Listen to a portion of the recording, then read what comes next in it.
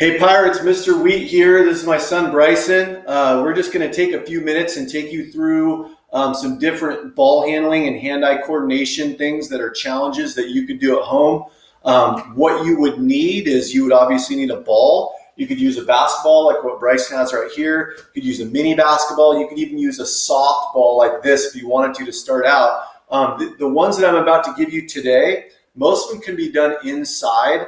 But the ones that require a little bit of bouncing, obviously, there's 2 out of the 7, you definitely would need something other than a ball like this. So if this is something that your parents or your guardian is not comfortable with you doing inside, then I would definitely recommend going outside or in the garage. We're just inside right now, honestly, because it's raining outside. So we have an area upstairs that we're able to do this. All right, I'm going to take you through each one. The first one is just called Around the World. Okay, Around the World is just a simple around the waist, nice and slow. Okay, get the arms warmed up. And as you do this, you'll find that it can be difficult to get the ball around your body. Once you do go for about 30 seconds, the direction that you're most comfortable, you can reverse it. You can go back the other way, like this. We do this maybe for another 30. If this is too easy and going around the waist is something that you want to challenge yourself to do something a little bit more difficult, you can go down around the legs. Okay, like what you see Bryce and I doing right there, and that's an option. So those are both called Around the World. The second one is called the pretzel.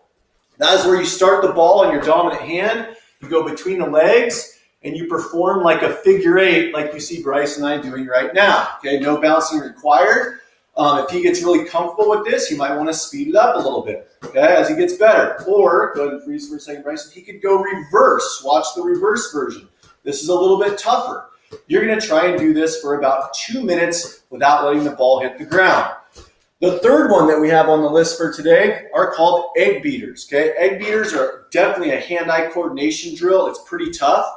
We've got a different form of it for you guys if it's too hard to catch it in the air. But egg beaters is where you start out with the ball either side, front to back, in the middle between your legs, and you throw it up in the air and you try to catch it on the other side, like what you see Bryson doing. Okay, if you can try to get 20 of those without the ball hitting the ground, that's pretty good. And you can even speed it up. Okay, a modified version of this would be the ball bouncing and you try to catch it on like that. And that's, your hands don't have to be quite as quick. Obviously, you would need a ball that bounces to be able to do that. The more difficult version of this, the next one's called the seesaw. That would be a front to back. So notice he catches the ball and he takes his hands and he catches it on the other side. Okay. As you see right there. If you want a modified version of it, you could bounce the ball and catch it on the other side. And as you get better and better at that, you would try to do the one where you try to catch it in the air. Okay? And you could even do that with a softer ball as well. And you can speed that up as you go. But your goal is to try to get 20 to 25 of those before you move to the next one. Okay? The next one we have beyond the seesaw is called the ricochet. Go ahead and turn sideways, Bryson. It's just a nice bounce between the legs. And you catch it on the other side. You bring it back to the front. Okay? If you get really good at this, you could try and do a front to back. This one obviously requires bouncing. Notice he's bouncing the ball front to back. Okay, freeze, Bryson. If it's pretty tough to do the ricochet for you, again, move a little bit lower and just bounce it a little bit softer and try to catch it behind your back and then bring it back around. Okay? So these are kind of some modified versions of these as well. As you're trying to increase your hand-eye coordination and the ability to bounce the ball accurately.